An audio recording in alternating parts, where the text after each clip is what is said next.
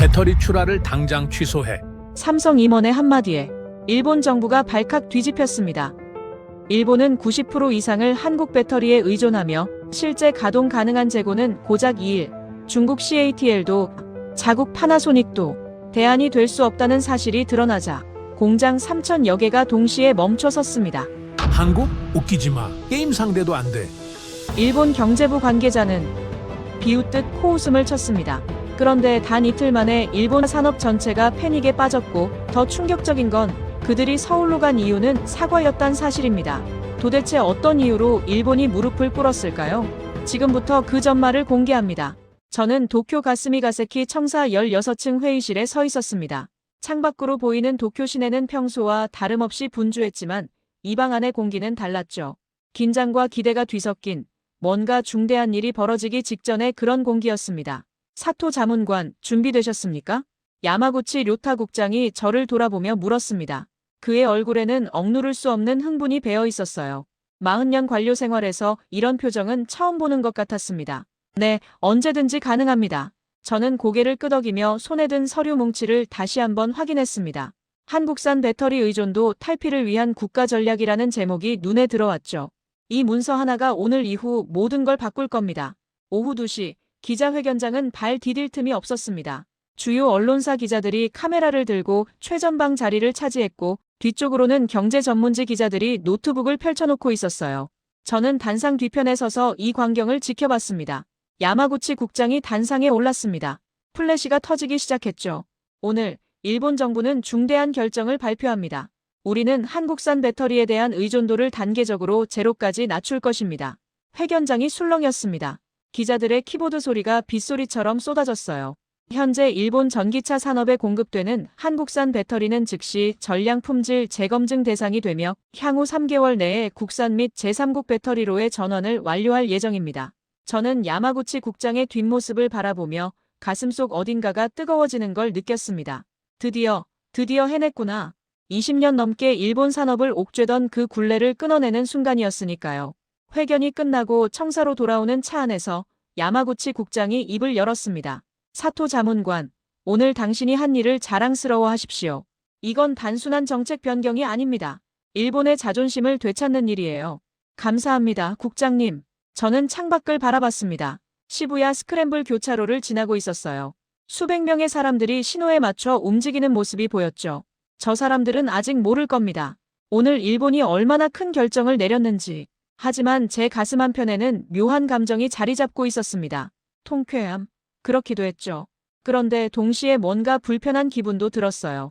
마치 오랫동안 참아왔던 감정을 한꺼번에 쏟아낸 것 같은 그런 느낌이었습니다. 저는 한국을 좋아한 적이 없었습니다. 아니, 정확히 말하자면 한국이 늘 두려웠다고 해야 할까요? 10년 전만 해도 일본 배터리 기술은 세계 최고였어요. 파나소닉, 도시바, 소니. 이 이름들이 업계를 지배했죠. 그런데 어느 순간부터 한국이 치고 올라왔습니다. 삼성, LG. 처음엔 그저 값싼 제품을 만드는 후발주자라고 생각했어요. 하지만 그들은 달랐습니다. 무섭도록 빨랐고 집요했으며 결국 일본을 추월했죠. 저는 7년 전 서울 출장을 떠올렸습니다. 삼성 본사에서 열린 기술 세미나였는데 그때 본 광경을 아직도 잊을 수가 없어요. 20대 엔지니어들이 밤 11시까지 남아서 배터리 셀분의 분석을 하고 있더군요. 그들의 눈빛이 너무 날카로워서 소름이 돋았습니다. 회의가 끝나고 호텔로 돌아오는 택시 안에서 저는 운전기사에게 물었었죠. 한국 사람들은 왜 이렇게 일을 열심히 합니까? 기사 아저씨는 백미러로 저를 보며 웃었습니다. 일본을 이겨야 하니까요. 그 말이 칼처럼 가슴에 박혔어요. 일본을 이기기 위해 우리를 목표로 삼아 달려온다는 게 두렵고 동시에 화가 났습니다. 왜 우리를 그렇게 의식해야 하죠? 왜 우리를 넘어서려고 그렇게 필사적이어야 합니까? 그날 이후 저는 한국을 볼 때마다 묘한 적대감을 느꼈습니다. 협상 테이블에서 만난 한국 기업 임원들은 언제나 공손했지만 그 공손함 뒤에 숨겨진 야망이 보였어요. 우리를 넘어서겠다는, 우리 자리를 차지하겠다는 그 눈빛. 청사에 도착하자 복도가 떠들썩했습니다. 직원들이 모니터 앞에 모여 실시간 뉴스를 보고 있었어요. 대단합니다. 사토 자문관님. 젊은 여직원 하나가 환한 얼굴로 다가왔습니다. 트위터에서 난리예요. 다들 정부 결정을 환영한대요. 드디어 한국 눈치 안 봐도 된다는 댓글이 제일 많고요. 저는 그녀의 모니터를 들여다봤습니다. 실시간 검색어 1위가 탈한국이었어요. 댓글들이 폭포처럼 쏟아지고 있었죠. 이제야 제대로 된 정책이 나왔네. 한국 배터리 없어도 우리는 잘 살 수 있어. 파나소닉 부활의 시작이다. 저는 모니터에서 눈을 떼지 못했습니다. 이 환호, 이 열광, 이게 제가 원했던 건가요? 그런데 왜 마음 한구석이 이렇게 허전할까요? 사무실로 돌아와 의자에 앉았습니다. 책상 위에는 아버지 사진이 놓여 있었어요. 사토 하루오. 일본 배터리 산업 1세대 기술자였던 아버지. 그분은 5년 전에 돌아가셨지만 돌아가시기 직전 제게 이상한 말을 남겼습니다. 미사키, 한국을 무시하지 마라. 그들은 우리와 다르다. 당시 저는 그 말뜻을 이해하지 못했어요. 무슨 소리예요, 아버지? 한국이 우리보다 뭐가 낫다고요? 기술도 우리가 먼저 개발했고 특허도 우리가 더 많이 갖고 있는데. 하지만 아버지는 고개를 저으셨습니다. 기술은 복사할 수 있어. 하지만 그들의 집념은 복사할 수 없지. 그게 무서운 거야. 저는 사진 속 아버지를 바라봤습니다. 지금쯤 아버지는 뭐라고 하실까요? 오늘 제 결정을 자랑스러워 하실까요? 아니면 걱정하실까요? 휴대폰이 울렸습니다. 공영방송 경제부 스즈키 아야 기자였어요. 사토 자문관님, 축하드립니다. 정말 통쾌한 결정이에요. 인터뷰 하나만 해주시겠어요? 지금은 좀, 딱 5분만요. 국민들이 정말 궁금해해요. 한국 반응은 어떨 것 같으세요? 저는 잠시 망설이다가 입을 열었습니다. 한국은 당황할 겁니다. 일본이 이런 결정을 내릴 줄 몰랐을 테니까요. 혹시 보복 조치 같은 건 예상하시나요? 저는 코웃음을 쳤습니다. 보복이요? 그들이 뭘 할 수 있겠어요. 우리가 고객인데. 전화를 끊고 나서도 제 말이 귓가에 맴돌았습니다. 우리가 고객이다. 맞아요. 우리가 돈을 주고 사는 쪽이니까 우리가 갑이죠. 한국은 그저 납품업체일 뿐입니다. 창밖으로 해가 지고 있었습니다. 주황빛 노을이 도쿄 시내를 물들이고 있었어요. 아름다운 풍경이었지만 제 마음속에는 여전히 그 묘한 불편함이 가시질 않았습니다. 뭘까요, 이 감정은? 승리의 기쁨인가요? 아니면 뭔가 돌이킬 수 없는 일을 저지른 것 같은 불안인가요? 저는 다시 한번 아버지 사진을 바라봤습니다. 그리고 작은 목소리로 중얼거렸죠. 아버지, 제가 잘한 건가요? 대답은 없었습니다. 다만 사무실 밖에서 들려오는 직원들의 환호성만이 조용한 방 안을 채웠을 뿐이에요. 발표 이틀째 아침, 야마구치 국장이 제 사무실 문을 벌컥 열었습니다. 그의 얼굴은 흥분으로 상기되어 있었어요. 사토 자문관, 오전 회의에 참석하셔야 합니다.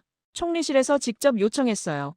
총리실 회의실은 일본 권력의 정점이었습니다. 저는 긴장한 채로 회의실 문을 열었죠. 이미 주요 인사들이 모여 앉아 있었어요. 경제보좌관 모리 히데아키가 저를 보고 고개를 끄덕였습니다. 야마구치 국장이 프레젠테이션을 시작했습니다. 여러분, 한국의 반응을 보십시오. 그들은 아직도 침묵하고 있습니다. 이게 무엇을 의미하는지 아십니까? 모리 보좌관이 물었습니다. 공포라는 뜻인가요? 정확합니다. 그들은 우리가 진짜 한국산 배터리를 끊어낼 수 있다는 걸 믿지 못하고 있어요. 하지만 우리는 할 겁니다. 반드시요. 야마구치 국장은 화면을 넘겼습니다. 각종 데이터와 그래프가 나타났죠. 일본은 세계 최대 자동차 시장 중 하나입니다. 우리가 주문을 끊으면 한국 배터리 업체들은 타격을 입을 수밖에 없어요. 그들이 우리를 필요로 하는 겁니다. 우리가 그들을 필요로 하는 게 아니라. 회의실에 박수가 터져나왔습니다. 저도 손뼉을 쳤지만 왠지 모르게 손바닥에서 땀이 배어나왔어요. 회의가 끝나고 복도에서 야마구치 국장이 제 어깨에 손을 얹었습니다. 사토 자문관, 당신도 알잖습니까? 한국 놈들이 얼마나 오만했는지. 저는 고개를 끄덕였습니다. 알죠. 너무나 잘 알고 있습니다. 4년 전 오사카에서 열린 배터리 기술 협상을 떠올렸습니다. 삼성 측 협상 대표가 회의실에 들어왔을 때 그의 태도가 지금도 눈에 선해요. 공손한 척하면서도 눈빛만큼은 냉정했죠. 일본 측 제안을 검토했습니다만 기술 이전 조건이 받아들이기 어렵습니다. 당시 일본 측 수석 대표가 당황한 표정을 지었어요. 하지만 우리는 파나소닉의 30년 노하우를 공유하겠다는 겁니다. 이게 얼마나 귀중한 기회인지 아십니까? 삼성 대표는 미소를 지었습니다. 하지만 그 미소가 너무 차가워서 소름이 돋았어요. 귀중한 건 압니다. 하지만 저희도 이미 그 수준은 넘어섰습니다. 협력이 필요하시다면 조건을 다시 제시해 주십시오. 그 순간 저는 깨달았습니다. 이들은 더 이상 우리 밑에 있지 않다는 걸. 어쩌면 이미 우리보다 위에 있는지도 모른다는 걸. 그날 밤 호텔방에서 저는 잠을 이룰 수 없었습니다. 분노와 굴욕감이 뒤섞여 가슴속을 휘저었죠. 언제부터였을까요? 우리가 고개를 숙여야 하는 입장이 된 건. 다음 날 협상 테이블에서 저는 일부러 냉랭한 태도를 유지했습니다. 한국 측이 뭐라고 하든 무표정으로 듣기만 했어요. 그들이 불편해하는 게 보였습니다. 그제야 조금 후련했죠. 하지만 협상 결과는 처참했습니다. 일본이 원하는 조건은 하나도 관철되지 않았어요. 한국 측은 자신들의 조건을 끝까지 고집했고 결국 우리가 양보할 수밖에 없었습니다. 오사카역으로 가는 택시 안에서 일본 측 수석 대표가 한숨을 내쉬었어요. 이제 우리가 갑이 아니군요. 그 말이 칼처럼 가슴을 찔렀습니다. 사무실로 돌아온 저는 야마구치 국장의 말에 집중했습니다. 이번 결정으로 우리는 협상력을 되찾을 겁니다. 한국이 아무리 기술이 좋아도 고객이 없으면 소용없어요. 시장을 쥐고 있는 쪽이 진짜 갑입니다. 맞는 말 같았습니다. 아무리 좋은 제품을 만들어도 팔 곳이 없으면 무슨 소용이겠어요. 일본은 거대한 시장입니다. 한국은 결국 우리에게 고개를 숙일 수밖에 없을 거예요. 오후에 언론 인터뷰가 잡혔습니다. 주요 경제지 3곳이 동시에 질문을 쏟아냈죠. 자문관님, 한국 기업들의 반발이 예상됩니다. 어떻게 대응하실 건가요? 저는 준비된 답변을 읽었습니다. 일본은 주권 국가입니다. 우리 산업 정책은 우리가 결정하는 거예요. 한국 기업이 뭐라고 하든 상관없습니다. 혹시 한국 정부가 외교적 문제를 제기하면요? 그럴 리 없다고 봅니다. 이건 순수한 산업 정책이니까요. 그리고 솔직히 말하면 한국도 우리 시장을 잃고 싶지 않을 겁니다. 카메라 플래시가 터졌습니다. 저는 자신감 있는 표정을 유지했지만 속으로는 다른 생각이 스쳤어요. 정말 한국이 가만히 있을까? 저녁 무렵 사무실로 돌아왔을 때 책상 위에 보고서 한 장이 놓여 있었습니다. 누가 갖다 놓은 건지 모르겠지만 표지에 한국 배터리 산업 현황이라고 적혀 있었어요. 보고서를 펼쳤습니다. 숫자들이 눈에 들어왔죠.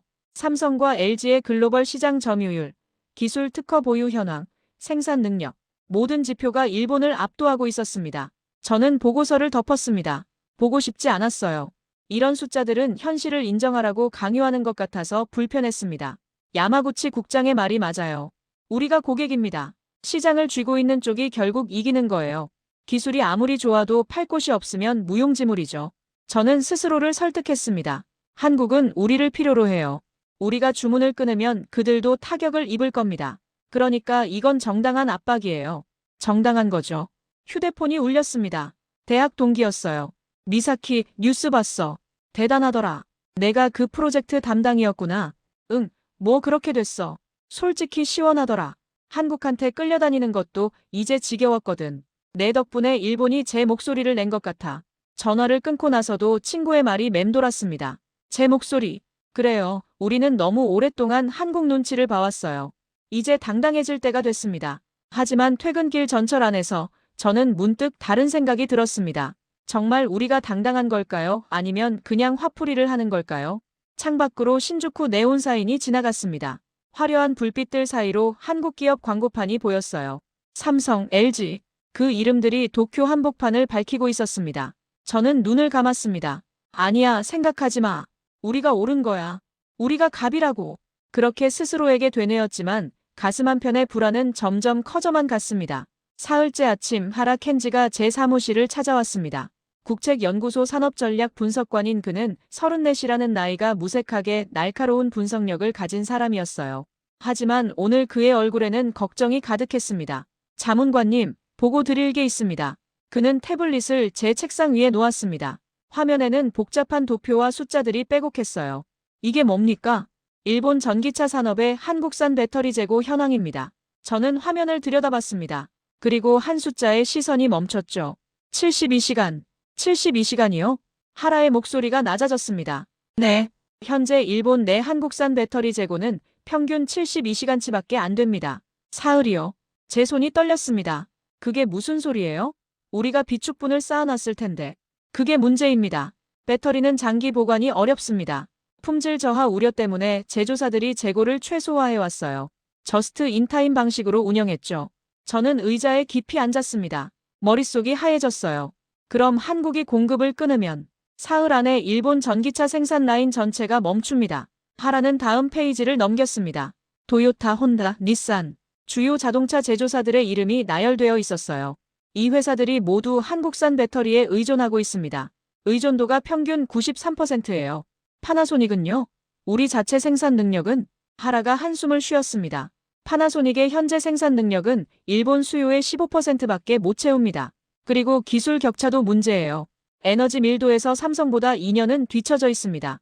저는 고개를 저었습니다. 중국은요? CATL이 있잖아요. CATL에 문의했습니다. 그들도 삼성 수준의 배터리를 당장 공급하기는 어렵다고 했어요. 최소 6개월은 걸린답니다. 6개월. 그 시간 동안 일본 전기차 산업은 멈춰 있어야 한다는 뜻이었습니다. 하라는 조심스럽게 입을 열었습니다. 자문관님, 이 정책을 재검토해야 하지 않을까요? 안 됩니다. 제 목소리가 예상보다 크게 나왔어요. 하라가 놀란 표정으로 저를 봤습니다. 하지만 데이터는 압니다. 하지만 한국이 정말 공급을 끊을까요? 그들도 일본 시장을 잃고 싶지 않을 겁니다. 하라는 뭔가 더 말하려다가 입을 다물었습니다. 그의 눈빛에서 실망이 보였어요. 알겠습니다. 보고는 드렸으니까요. 그가 나가고 나서 저는 태블릿을 다시 들여다봤습니다. 72시간. 그 숫자가 눈에 박혔어요. 아니야, 이건 최악의 시나리오일 뿐이야. 한국이 정말 공급을 끊을 리가 없어. 그들도 손해니까. 사업이잖아요, 사업. 감정으로 하는 게 아니라고요. 저는 스스로를 설득했습니다. 하지만 가슴속 불안은 점점 커졌어요. 점심시간에 혼자 구내식당에 앉아 있는데 문득 아버지 생각이 났습니다. 돌아가시기 1년 전쯤이었나요? 아버지가 병원 침대에 누워 계셨을 때였어요. 미사키, 내가 너한테 한 가지만 말해줄게. 네, 아버지. 한국 사람들은 우리랑 달라. 그들은 배고픔을 아는 사람들이야. 무슨 말씀이세요? 아버지는 천장을 바라보며 말을 이었습니다. 일본은 전후에 빨리 일어섰어. 미국 도움도 있었고 원래 기반도 있었지. 하지만 한국은 달랐어. 그들은 정말 맨바닥에서 시작했거든. 아무것도 없는 상태에서. 그게 지금이랑 무슨 상관이에요? 배고픔을 아는 사람은 절대 다시 배고프지 않으려고 해. 그 집념이 무섭다는 거야. 우리는 그걸 이해 못해. 우리는 배고픔을 잊었으니까. 당시에는 무슨 소린지 몰랐습니다. 아버지가 나이 들어서 감상적이 되신 거라고 생각했죠. 하지만 지금 그 말이 다르게 들렸어요. 오후에 야마구치 국장한테서 연락이 왔습니다. 사토 자문관, 혹시 하라 분석관이 뭐라고 했습니까? 72시간 재고 얘기를 하더군요. 야마구치는 코웃음을 쳤습니다. 그 친구는 너무 걱정이 많아요. 숫자만 보고 현실을 모르는 거죠. 한국이 일본 시장을 포기할 리 없습니다. 절대로요. 그렇겠죠? 물론입니다. 그리고 설령 최악의 경우라도 우리한테는 CATL이 있어요. 중국은 한국을 견제하고 싶어 하니까 분명 도와줄 겁니다. 전화를 끊고 나서 저는 창밖을 바라봤습니다. 맞아요. 대안은 있어요. CATL, 파나소닉, 심지어 유럽 업체들도 있죠. 한국만이 유일한 선택지는 아닙니다. 하지만 왜일까요? 가슴이 답답한 건 퇴근 전에 책상 서랍을 정리하다가 아버지가 쓰신 낡은 노트를 발견했습니다. 배터리 기술 개발 일지였어요. 일본이 배터리 강국이던 시절의 기록들. 노트를 넘기다가 한 페이지에서 손이 멈췄습니다. 아버지 필체로 이렇게 적혀 있었어요. 2015년 3월 삼성기술진과 미팅. 놀라웠다. 20대 엔지니어가 우리 30년 노하우를 이미 알고 있었다. 어떻게 따라잡은 건지. 아니, 이미 따라잡은 게 아니라 앞서가고 있는지도 모른다. 두렵다. 두렵다. 아버지도 두려워하셨던 거죠. 저처럼. 저는 노트를 덮었습니다. 생각하고 싶지 않았어요. 72시간이든 뭐든 그건 그냥 숫자일 뿐이에요. 현실은 다를 겁니다. 한국은 움직이지 않을 거예요. 그렇게 믿고 싶었습니다. 아니, 믿어야 했어요. 그렇지 않으면 제가 지금까지 한 모든 게 잘못된 거니까요. 발표 후 하루가 지났습니다. 한국에서는 아무 반응이 없었어요. SNS를 확인해도 뉴스를 봐도 한국 정부나 기업의 공식 입장은 나오지 않았습니다. 스즈키 아야 기자가 제게 전화를 걸어왔어요. 자문관님, 이상하지 않습니까? 한국이 너무 조용해요. 뭐가 이상해요? 일본이 이런 중대 발표를 했는데 한국 측 반응이 전혀 없어요. 보통은 바로 반발 성명이라도 나와야 하는데. 저는 모니터로 한국 주요 언론 사이트를 확인했습니다. 정말 조용했어요. 일본 발표를 다룬 기사도 거의 없었죠. 겁먹은 거겠죠. 뭐라고 대응해야 할지 몰라서 침묵하는 겁니다. 스즈키는 웃었습니다. 그럴 수도 있겠네요. 일본이 진짜 결단을 내렸다는 게 충격적이었을 테니까요. 전화를 끊고 나서도 저는 계속 한국 뉴스를 확인했습니다. 이상했어요. 너무 조용했죠. 마치 아무 일도 없었다는 듯이. 오후에 긴급 브리핑이 열렸습니다. 야마구치 국장이 언론 앞에 섰어요. 한국의 침묵은 그들이 대응할 방법이 없다는 걸 보여줍니다. 일본의 결정이 그만큼 강력했다는 뜻이죠. 기자들이 질문을 쏟아냈습니다.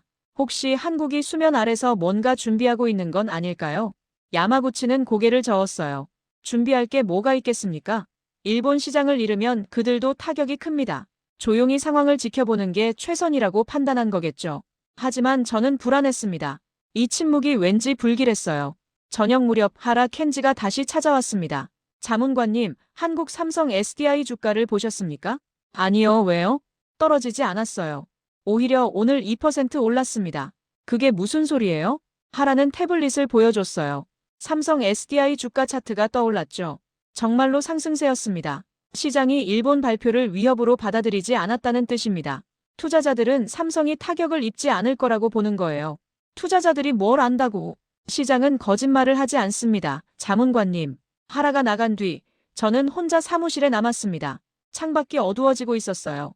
도쿄 야경이 하나둘 불을 밝히기 시작했습니다. 왜일까요? 한국의 침묵이 점점 더 무겁게 느껴졌어요. 마치 폭풍 전의 고요 같은. 이틀째 아침도 마찬가지였습니다. 한국은 여전히 조용했어요. 삼성도 LG도 한국 정부도 아무 말이 없었습니다. 일본 언론은 이를 승리로 해석했어요. 한국, 일본 탈한국 선언의 침묵으로 일관. 전문가들, 한국 기업 대응 능력 상실한 것으로 분석. 하지만 저는 점점 더 불안해졌습니다. 뭔가 잘못됐어요. 이건 정상적인 반응이 아니었습니다. 야마구치 국장은 여전히 자신만만했어요. 모십시오, 사토 자문관. 한국이 완전히 얼어붙었어요. 우리 승리입니다. 하지만 제 귀에는 그 말이 공허하게 들렸습니다. 점심시간에 구내식당에서 동료들의 대화가 들렸어요. 한국 애들 완전히 쫄았나 봐. 맞아. 일본한테 대들 생각도 못하는 거지. 이제야 제자리를 찾은 것 같아. 기분 좋네. 저는 밥맛이 없었습니다. 왜 이렇게 찝찝할까요? 오후에 혼자 사무실에 앉아 있는데 문득 아버지 말이 떠올랐어요. 침묵하는 적이 가장 무섭다. 아버지는 전쟁 이야기를 하실 때 그렇게 말씀하셨죠. 적이 소리를 지르고 달려오면 오히려 덜 무섭대요. 하지만 조용히 다가오는 적은 정말 위험하다고. 저는 고개를 저었습니다. 뭘 그렇게 오버하나. 이건 전쟁이 아니라 사업이에요. 한국은 그냥 대응 방법을 모르는 것뿐입니다. 하지만 가슴속 불안은 가라앉지 않았어요. 마치 폭탄이 째깍째깍 소리를 내며 시간을 세는 것 같았습니다. 밤늦게까지 사무실에 남아서 한국 관련 자료를 뒤졌습니다. 뭔가 단서라도 찾고 싶었어요. 왜 침묵하는지, 무엇을 준비하는지. 하지만 아무것도 없었습니다. 한국은 정말로 조용했어요. 너무 조용했죠. 퇴근길 전철에서 저는 문득 소름이 돋았습니다. 이 침묵이 두려움이 아니라면? 이게 냉정한 계산이라면? 아니야, 생각하지 마. 한국은 겁먹은 거야. 분명히. 하지만 제 무의식은 다른 걸 알고 있었습니다. 이 침묵은 시작이라는 걸. 진짜 반격이 곧 온다는 걸. 사흘째 오전 10시. 제 휴대폰이 요란하게 울렸습니다. 하라 켄지였어요. 자문관님, 지금 당장 뉴스 보십시오. 저는 서둘러 컴퓨터를 켰습니다. 포털 사이트 메인 화면에 속보가 떠 있었어요. 삼성 SDI, 일본향 배터리 출하 전면 중단. 손이 떨렸습니다. 기사를 클릭했죠. 삼성 SDI가 긴급 기자회견을 열었다고 했어요. 서울 본사대 회의실. 정우진 전무가 단상에 섰습니다. 사진 속 그의 얼굴은 무표정했어요. 일본향 배터리에 대해 전수 품질 검사를 실시합니다. 출하는 기한 없이 중단됩니다. 단 한 문장이었습니다. 딱 한 문장. 제 뇌리에 하라의 말이 스쳤어요. 72시간. 사흘. 오늘이 정확히 사흘째였습니다. 휴대폰이 미친 듯이 울렸어요. 야마구치 국장, 모리 보좌관, 언론사 기자들. 모두가 확인을 원했습니다. 사토 자문관, 이게 정말입니까? 사실이라면 어떻게 대응하실 겁니까? 저는 대답할 수가 없었어요. 머릿속이 하얘졌습니다. 1시간 뒤 긴급 대책회의가 소집됐습니다. 회의실은 패닉 상태였어요. 야마구치 국장이 창백한 얼굴로 앉아 있었습니다. 그의 손이 미세하게 떨리고 있었죠. 이게 말이 됩니까? 모리 보좌관이 소리쳤어요. 삼성에 당장 연락하십시오. 이건 명백한 보복 조치입니다. 하지만 삼성 측은 전화를 받지 않았습니다. 이메일도 답장이 없었어요. 하라가 최신 분석 자료를 내놨습니다. 현재 일본 전기차 제조사들의 재고는 오늘 저녁이면 바닥납니다. 내일 아침부터 생산 라인이 멈추기 시작할 겁니다. 회의실이 조용해졌어요. 누구도 말을 하지 못했습니다. CATL은요? 제가 물었습니다. 하라가 고개를 저었어요. 연락했습니다. 그들도 당장은 불가능하답니다. 품질 기준을 맞추려면 최소 4개월이 필요하대요. 파나소닉은 자체 생산 능력이 수요의 15%밖에 안 됩니다. 이미 말씀드렸지 않습니까? 저는 의자에 주저앉았습니다. 끝났어요. 정말 끝난 겁니다. 오후에 삼성 측에서 공식 보도자료가 나왔습니다. 저는 떨리는 손으로 문서를 읽었어요. 삼성 SDI는 고객사의 안전을 최우선으로 합니다. 최근 일본 측에서 당사 제품에 대한 우려를 표명한 바, 이에 책임감 있게 대응하고자 전수검사를 실시하기로 결정했습니다. 검사 완료 시점은 현재로서는 미정입니다. 완벽했어요.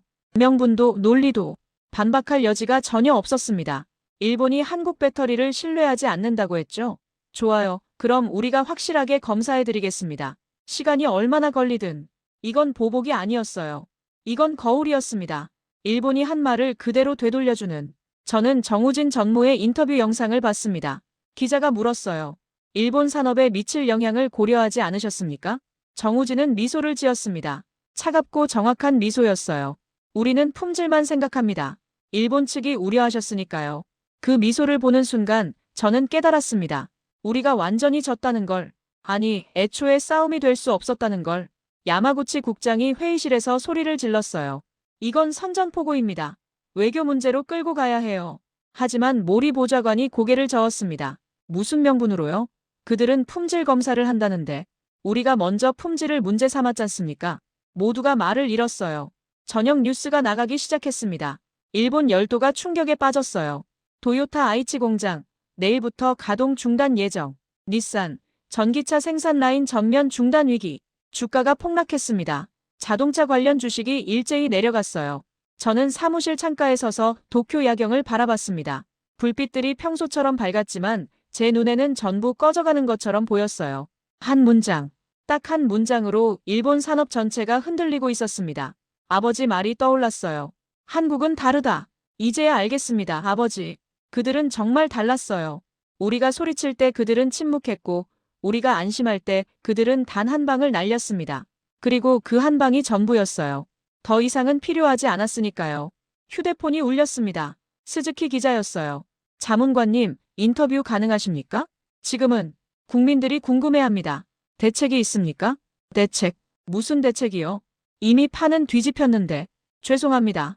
지금은 답변 드리기 어렵습니다. 전화를 끊고 나서 저는 무너져 내렸습니다. 책상에 이마를 기댔어요. 이제야 깨달았습니다. 한국을 끊어낸 게 아니었어요. 한국이 우리를 놓아준 겁니다. 그리고 지금 그 손을 완전히 뗀 거죠. 우리는 갑이 아니었습니다. 착각이었어요. 끝까지. 다음 날 아침 뉴스는 재앙이었습니다. 도요타 아이치 공장 완전 중단, 4,000명 귀가 조치. 혼다 사이타마 공장도 오전 중 가동 중단 예정. 일본 전기차 산업, 사흘 만에 마비 위기. 저는 긴급 소집된 회의실로 향했습니다. 복도에서 마주친 동료들의 얼굴은 창백했어요. 누구도 제 눈을 마주치지 않았습니다. 회의실 문을 열자 야마구치 국장이 보였습니다. 그는 의자에 축 늘어져 있었어요. 이틀 만에 10년은 늙어 보였습니다. 사토 자문관. 그의 목소리가 갈라졌어요. 내가 뭘 잘못한 겁니까? 저는 대답하지 못했습니다. 뭐라고 말해야 할까요? 모든 게 잘못됐다고. 처음부터 끝까지. 오전 10시. 도요타 아이치 공장 다나카 신페이 공장장과 화상회의가 연결됐습니다. 그의 얼굴이 화면에 나타났을 때 저는 숨이 막혔어요. 국장님, 자문관님. 다나카의 목소리는 지쳐 있었습니다. 지금 공장 앞에 4,000명이 모여 있습니다. 그들에게 뭐라고 말해야 합니까? 당분간 집에 가 있으라고요? 다나카 공장장님, 대안을 찾고 있습니다. 조금만이요? 다나카가 쓴웃음을 지었어요. 직원들 중에는 20년 넘게 이 라인에서 일한 사람들이 있어요. 그들한테 조금만 기다리라고요? 그 사이에 월급은 누가 줍니까? 야마구치 국장이 고개를 숙였습니다. 화면 너머로 공장 모습이 보였어요. 멈춰선 컨베이어 벨트, 텅 빈 조립 라인. 마치 시간이 정지한 것 같았습니다. 오후에 또 다른 회의가 소집됐어요. 이번엔 파나소닉 이토 마사유키 회장과의 면담이었습니다. 72의 이토 회장은 일본 배터리 산업의 살아있는 전설이었어요. 그가 회의실에 들어왔을 때 모두가 일어섰습니다. 하지만 이토 회장의 첫마디는 차가웠어요. 실망했습니다.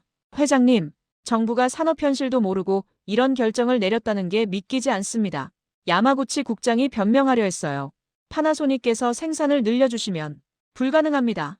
이토 회장이 단호하게 잘랐습니다. 우리 기술로는 삼성을 따라잡을 수 없어요. 이건 인정해야 합니다. 에너지 밀도, 충전 속도, 안전성. 모든 면에서 그들이 앞서 있습니다. 회의실이 조용해졌어요. 더 솔직히 말씀드리죠. 우리는 10년 전에 이미 졌습니다. 다만 인정하기 싫어서 버텨왔을 뿐이에요.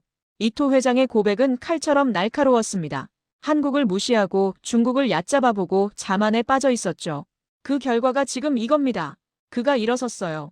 죄송하지만 파나소닉으로는 일본 수요를 감당할 수 없습니다. 애초에 그럴 능력이 없었어요. 회의실 문이 닫히는 소리가 무덤처럼 무거웠습니다. 저녁에 CATL 리웨이 부사장과 화상통화가 잡혔어요. 마지막 희망이었습니다. 리웨이는 50대 중반의 냉철한 사업가였어요. 그의 표정에서 동정은 찾아볼 수 없었습니다.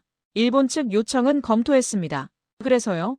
어렵습니다. 삼성 SDI 수준의 배터리를 공급하려면 최소 6개월, 현실적으로는 1년이 필요합니다. 그렇게 오래 걸립니까? 리웨이가 웃었어요. 하지만 그 웃음에는 조롱이 섞여 있었습니다. 솔직히 말씀드리죠. 우리 CATL도 삼성 앞에서는 고개를 숙입니다. 그들의 기술력은 경이롭습니다. 하지만 중국이 세계 최대, 시장 규모와 기술력은 다른 문제예요.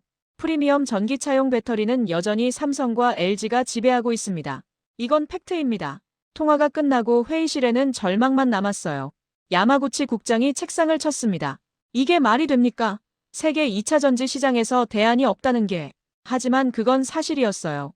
프리미엄 시장에서 삼성과 LG를 대체할 수 있는 곳은 없었습니다. 밤 11시, 저는 혼자 사무실에 남았습니다. 뉴스를 켰어요. 기자가 아이치 공장 앞에 서 있었습니다. 뒤로 귀가하는 노동자들이 보였죠. 스즈키 씨, 공장이 멈춰서 어떻게 하실 겁니까? 40대 중반으로 보이는 남자가 카메라를 봤어요. 그의 눈에서 분노가 타올랐습니다. 정부가 이렇게 만든 거잖아요. 한국 배터리 없어도 된다고 했잖습니까? 그럼 대안을 내놓으라고요. 다른 노동자가 소리쳤어요. 우리 가족은 어떻게 먹고 살아요? 월급이 끊기면. 저는 화면에서 눈을 뗄 수 없었습니다. 저 사람들의 삶을 제가 망친 겁니다. 제 오만이, 제 두려움이, 제 착각이. 휴대폰이 울렸어요. 모르는 번호였습니다. 받았죠. 사토 자문관입니까? 네, 그런데요. 저는 혼다 직원입니다. 오늘 해고 통보를 받았어요. 제 손이 떨렸습니다. 우리 애가 내년에 대학 들어가는데 이제 어떻게 해요? 당신들이 책임질 겁니까? 죄송합니다. 정말. 죄송하다고요? 죄송하다는 말로 끝나요? 우리 인생을 망쳐놓고. 전화가 끊겼어요. 하지만 그 목소리가 귓가에 맴돌았습니다. 창밖을 봤어요. 도쿄의 불빛들이 여전히 밝았지만 저는 알고 있었습니다. 저 불빛 아래 얼마나 많은 사람들이 절망하고 있는지. 아버지가 말씀하셨죠. 한국은 다르다. 이제 압니다, 아버지. 그들은 정말 달랐어요.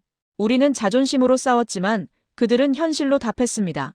그리고 현실 앞에서 자존심은 아무 의미가 없었어요. 저는 책상에 이마를 기댔습니다. 눈물이 났어요. 분노가 아니라 무력감의 눈물이었습니다. 일본이 멈췄습니다. 그리고 아무도 다시 돌릴 수 없었어요. 닷새째 아침, 저는 총리실로 불려갔습니다. 복도를 걷는 내내 다리가 떨렸어요. 무슨 말을 들어야 할지 뻔했으니까요. 총리실 회의실에는 이미 주요 인사들이 모여 있었습니다. 모두의 얼굴이 굳어 있었어요. 총리가 입을 열었습니다. 사토 자문관. 네. 이 사태를 어떻게 수습할 겁니까? 저는 대답하지 못했어요. 무슨 말을 해야 할까요? 야마구치 국장이 대신 나섰습니다. 시간을 주시면 대안을. 대안은 없습니다. 모리 보좌관이 차갑게 잘랐어요. 파나소닉도 CATL도 유럽 업체들도 모두 불가능하다고 했습니다. 대안은 처음부터 없었어요. 총리가 한숨을 쉬었습니다. 그럼 어떻게 해야 합니까? 회의실이 조용해졌어요. 모두가 알고 있었지만 아무도 말하고 싶지 않았습니다. 제가 입을 열었습니다. 사과해야 합니다. 모두가 저를 봤어요. 한국에 가서 고개를 숙여야 합니다. 그게 유일한 방법입니다. 야마구치가 벌떡 일어섰어요. 그게 무슨 소리입니까? 일본이 한국에 굴복하라는 겁니까? 굴복이 아니라 현실 인정입니다. 제 목소리가 떨렸지만 분명했어요. 우리가 틀렸어요. 처음부터 끝까지. 한국 없이는 안 된다는 걸 인정해야 합니다. 회의실이 술렁였습니다. 총리가 물었어요. 그럼 당신이 가시겠습니까? 저는 고개를 숙였습니다. 네, 제가 가겠습니다. 그날 오후, 저는 서울행 비행기 표를 끊었습니다. 하라 켄지가 사무실로 찾아왔어요. 자문관님, 정말 가십니까? 가야죠. 이 상황을 만든 건 저니까요. 하라가 조심스럽게 말했습니다. 한국 측이 받아줄까요? 모르겠어요. 하지만 시도는 해야죠. 그가 나가고 나서 저는 아버지 사진을 오래 바라봤습니다. 아버지, 제가 이제야 이해했어요. 두려워하면 외면하게 된다고 하셨죠. 저는 한국이 두려워서 미워했던 겁니다. 사진 속 아버지는 여전히 조용히 웃고 계셨어요. 다음 날 새벽 공항으로 향했습니다. 새벽 4시 비행기였어요. 일부러 이른 시간을 택했습니다. 언론의 눈을 피하고 싶었죠. 하지만 공항에는 이미 기자들이 대기하고 있었어요. 스즈키 아야가 마이크를 들고 다가왔습니다. 사토 자문관님, 한국에 사과하러 가신다는 게 사실입니까? 저는 잠시 망설였습니다. 그리고 고개를 끄덕였어요. 네, 맞습니다. 국민들은 굴욕이라고 생각할 텐데요. 굴욕이 아니라 생존입니다. 일본 산업을 살리기 위해 필요한 일이에요. 카메라 플래시가 터졌습니다. 비행기에 올랐어요. 좌석에 앉자 긴장이 풀리면서 피로가 몰려왔습니다. 창밖으로 동쪽 하늘이 밝아오고 있었어요. 일본 열도를 떠나는 순간이었습니다. 저는 눈을 감았습니다. 지난 일주일이 주마등처럼 스쳐 지나갔어요. 발표날의 자신감, 침묵하는 한국에 대한 조롱, 72시간이라는 숫자에 대한 부정, 그리고 한 문장으로 무너진 모든 것. 비행기가 이륙했습니다. 저는 아래를 내려다봤어요. 작아지는 도쿄, 멈춰선 공장들, 절망하는 사람들. 이 모든 게 제 책임이었습니다. 2시간 후 비행기가 김포공항에 착륙했어요. 트랩을 내려오는데 다리가 후들거렸습니다. 공항 로비에는 삼성 측 직원이 나와 있었어요. 30대 초반으로 보이는 여성이었습니다. 사토 자문관님이십니까? 네. 저는 삼성 SDI 대외협력팀 김지연입니다. 차량을 준비했습니다. 그녀의 태도는 공손했지만 거리감이 있었어요. 당연했죠. 일본을 조롱하고 위협했던 사람을 왜 환대해야 하겠습니까? 차는 강남으로 향했습니다. 서울 거리를 보면서 저는 7년 전 출장 때를 떠올렸어요. 그때도 이렇게 활기찬 도시였죠. 하지만 지금은 달랐습니다. 그때는 경쟁자를 보러 온 거였지만 지금은 용서를 구하러 온 겁니다. 삼성 본사 앞에 도착했어요. 높이 솟은 건물을 올려다보니 숨이 막혔습니다. 저 안에서 정우진 전무가 기다리고 있을 거예요. 제 사과를 받아줄까요? 아니면 거절할까요? 하지만 선택권은 제게 없었습니다. 이미 판은 기울었고 저는 다만 그걸 인정하러 온 것뿐이었으니까요. 로비로 들어섰습니다. 대리석 바닥이 구두 소리를 울렸어요. 엘리베이터를 타고 20층으로 올라갔습니다. 복도를 걷는 내내 심장이 터질 것 같았어요. 회의실 문 앞에 섰습니다. 손을 들어 놓고 하려는데 떨렸어요. 심호흡을 했습니다. 그리고 문을 두드렸죠. 들어오십시오. 문을 열었어요.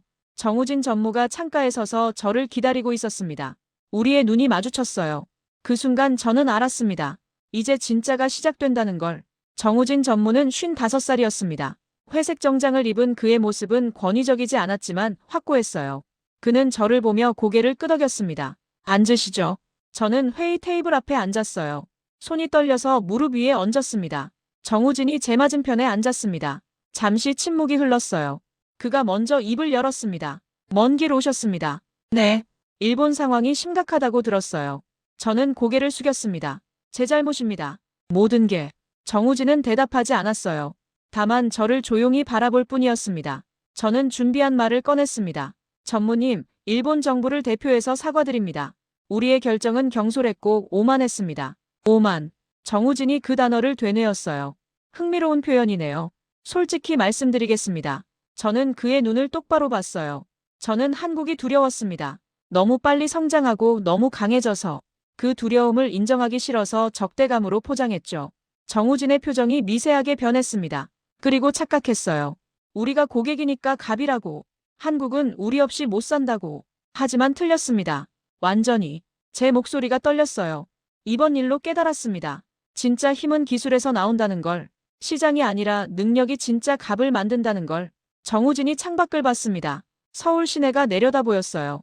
사토 자문관님. 네. 우리도 두려웠습니다. 저는 놀라서 그를 봤어요. 일본은 우리에게 목표였어요. 넘어야 할 산이었죠. 그 산이 너무 높아 보였습니다. 그가 저를 돌아봤어요. 하지만 우리는 포기하지 않았어요. 왜냐하면 우리에게는 선택권이 없었으니까요. 일본처럼 풍족한 기반이 없었습니다. 다만 기술로 증명해야만 살아남을 수 있었죠. 저는 그의 말을 새겼습니다. 그래서 우리는 미쳤듯이 일했어요. 밤을 새우고 실패를 반복하고 다시 일어섰습니다. 일본을 이기려고가 아니라 인정받으려고. 정우진이 한숨을 쉬었어요.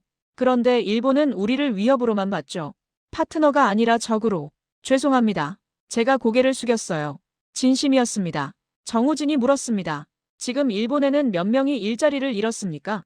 10,000명이 넘습니다. 그들의 가족까지 치면요. 30,000명쯤 될 겁니다. 정우진이 눈을 감았어요. 그 사람들에게는 죄가 없습니다.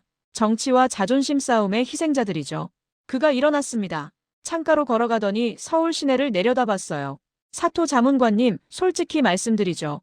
일본 시장을 잃어도 우리는 살 수 있습니다. 미국, 유럽, 중국 시장이 있으니까요.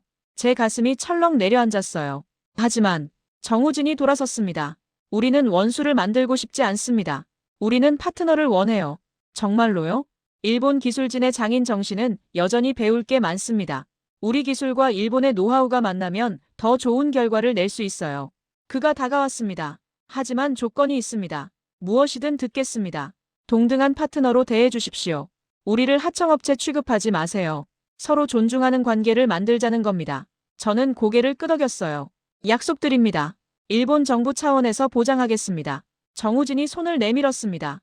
저는 그 손을 잡았어요. 그의 악수는 단호했지만 따뜻했습니다. 삼성 SDI는 일주일 내로 일본향 배터리 출하를 재개하겠습니다. 감사합니다. 정말로. 감사는 우리가 해야죠. 용기 내서 와주셔서 제 눈에서 눈물이 흘렀어요. 참으려 했지만 멈출 수 없었습니다. 죄송합니다. 정말 죄송합니다. 정우진이 티슈를 건넸어요. 이제 앞을 보시죠. 과거는 교훈이지 족쇄가 아닙니다. 회의실을 나오는데 다리가 휘청거렸어요. 하지만 가슴은 이상하게 가벼웠습니다. 로비로 내려왔을 때 김지연 씨가 기다리고 있었어요. 자문관님, 공항까지 모셔드리겠습니다. 차를 타고 공항으로 가는 길, 저는 창밖을 봤어요. 서울거리가 지나갔습니다. 활기찬 사람들, 빠르게 달리는 차들, 높이 솟은 빌딩들. 7년 전에 왔을 때 저는 이 도시가 위협적으로 느껴졌어요. 하지만 지금은 달랐습니다. 이건 적의 도시가 아니라 파트너의 도시였어요. 공항에 도착했습니다. 체크인을 하고 게이트로 향하는데 휴대폰이 울렸어요. 하라 켄지였습니다. 자문관님, 성공하셨습니까? 응, 일주일 내로 출하 재개된대. 정말요? 다행입니다. 그의 목소리에서 안도가 느껴졌어요. 하라, 고마워. 내가 72시간 보고서 만들지 않았으면 나는 끝까지 모르고 살았을 거야. 제 일이었습니다. 전화를 끊고 탑승구로 갔어요. 비행기에 앉아 이륙을 기다리는 동안 저는 지난 일주일을 돌이켜봤습니다. 오만, 착각, 두려움, 붕괴, 그리고 인정. 저는 한국이 싫었던 게 아니었어요. 그냥 두려웠던 겁니다. 우리가 따라잡혔다는 걸 인정하기 싫었고 더 이상 1등이 아니라는 현실이 견디기 힘들었죠. 하지만 이제 압니다. 인정은 굴욕이 아니라는 걸. 현실을 받아들이는 게 패배가 아니라는 걸. 오히려 인정하는 순간 다음으로 나아갈 수 있다는 걸. 비행기가 이륙했어요. 서울이 작아지고 바다가 펼쳐지고 일본 열도가 보이기 시작했습니다. 저는 창밖을 보며 조용히 중얼거렸어요. 아버지, 이제 이해했어요. 한국은 적이 아니라 거울이었다는 걸. 우리가 잃어버린 걸 그들이 보여줬던 거예요. 김포공항에서 도쿄 하네다까지는 2시간 30분. 그 짧은 시간 동안 저는 많은 생각을 했습니다. 일본은 다시 일어날 수 있을까요? 한국과 진짜 파트너가 될 수 있을까요? 모르겠어요. 하지만 최소한 시도는 할 수 있습니다. 그리고 그 시작은 인정이었어요. 우리가 완벽하지 않다는 것, 도움이 필요하다는 것, 함께 가야 한다는 것. 비행기가 하네다에 착륙했습니다. 트랩을 내려오는데 공항 로비에 사람들이 보였어요. 야마구치 국장, 모리 보좌관, 하라 켄지. 그리고 놀랍게도 수십 명의 언론이 카메라를 들고 있었습니다. 저는 마이크 앞에 섰어요. 한국 삼성 SDI와 합의했습니다. 일주일 내로 배터리 공급이 재개됩니다. 기자들이 환호했어요. 하지만 저는 말을 멈추지 않았습니다. 하지만 이건 끝이 아닙니다. 일본은 변해야 해요. 우리는 너무 오랫동안 과거에 머물러 있었습니다. 무슨 뜻입니까? 스즈키 기자가 물었어요. 한국을 적이 아닌 파트너로 봐야 한다는 뜻입니다. 그들에게서 배우고 함께 성장해야 해요. 그게 일본이 살아남는 길입니다. 카메라 플래시가 터졌습니다. 저는 청사로 돌아왔어요. 사무실 책상에 앉아 아버지 사진을 봤습니다. 아버지, 늦었지만 이해했어요. 두려움을 인정하는 게 용기라는 걸. 창밖으로 도쿄 시내가 보였어요. 내일이면 공장들이 다시 돌아가기 시작할 겁니다. 사람들이 일터로 돌아가고 희망이 다시 싹트겠죠. 하지만 이번엔 달라야 해요. 오만이 아닌 겸손으로, 착각이 아닌 현실로, 적대가 아닌 협력으로. 저는 노트북을 켜고 보고서를 쓰기 시작했습니다. 제목은 한일 배터리 산업 협력 방안이었어요. 처음으로 한국이라는 단어를 쓰면서 두렵지 않았습니다. 오히려 희망적이었죠. 인정은 끝이 아니었어요. 시작이었습니다. 그리고 저는 이제 그 시작을 받아들일 준비가 됐습니다.